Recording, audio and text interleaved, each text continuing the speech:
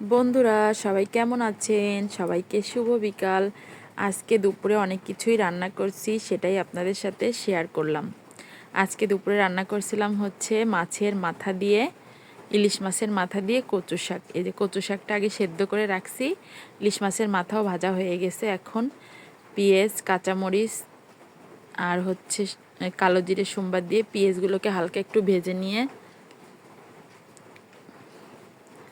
তারপরে দিয়ে দেব হচ্ছে কচু শাকটা। এই যে পেঁয়াজটা হালকা ভাজা হয়ে গেছে, এখন কচু শাকটা দিয়ে ভালোভাবে ঘন্ট করে নিতে হবে। কচু শাকের ভিতর জল থাকলে কিন্তু গলা ধরে। আর মাছের কাঁটাগুলোও দিয়ে দিছি। এবার কচু শাকটা সুন্দর করে রান্না করে নেব। নামানোর আগে একটু সামান্য চিনি দিয়েছি, মিষ্টি, যাতে শাকটা খেতে একটু সুন্দর লাগে। এই যে আমার কচু শাকটা রান্না হয়ে গেছে, খেতে অনেক টেস্ট হয়েছিল বন্ধুরা। এখন রান্না করে নেব হচ্ছে শাপলা। তার জন্য তেলের ভিতর কাঁচামরিচ, কালো জিরে আর পেঁয়াজ, তেজপাতা এগুলো সোমবার দিয়ে পেঁয়াজটা হালকা ভাজা হয়ে গেলে দিয়ে দিছি চিংড়ি মাছ। চিংড়ি মাছ দিয়ে শাপলা ভাজি করলে বেশ ভালোই লাগে। গুঁড়ো ছোট ছোট নদীর চিংড়ি মাছ ছিল, সেইগুলো দিয়েই শাপলাটা ভাজি করব।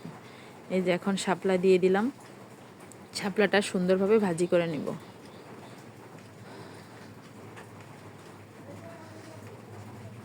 এই যে শাপলা ভাজি খেতে আমার খুব ভালো লাগে। শাপলা ইলিশ মাছের কাঁটা দিয়ে রান্না করলেও ভালো লাগে, আবার মুসুরির ডাল দিয়ে রান্না করলেও অনেক ভালো লাগে। এই যে শাপলা ভাজিটা হয়ে গেছে চিংড়ি মাছ দিয়ে। এখন রান্না করব হচ্ছে ইলিশ মাছ। এই যে ইলিশ মাছ আগে থেকেই হলুদ লবণ মাখিয়ে রাখছিলাম, ইলিশ মাছটা ভাপা করব। তার জন্য আগে থেকে এই যে সর্ষে, জিরে আর কাঁচামরিচ বেটে নিছি। এবার তেলের ভিতর কালো জিরে সোমবার দিয়ে শুকনো ঝাল দিয়ে মশলাটা আগে হালকা একটু কষিয়ে নেব। আমি এইভাবেই সবসময় মাছটা ভাপা করি, খেতে বেশ ভালোই লাগে।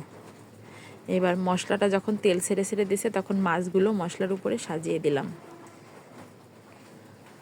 এবার এক পিঠ ভাজা হয়ে গেলে অন্য পিঠ উল্টিয়ে তারপরে ঝোলের জন্য সামান্য পরিমাণে একটু জল দিয়ে দিলাম।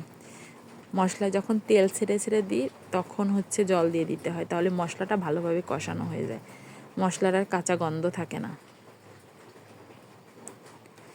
এই যে মশলার তেল ছেড়ে দিছে, এখন নামানোর ঝোল আমার হয়ে গেছে। নামানোর আগে একটু সর্ষের তেল দিয়ে দেব, তাহলে সেন্টটা অনেক ভালো লাগে।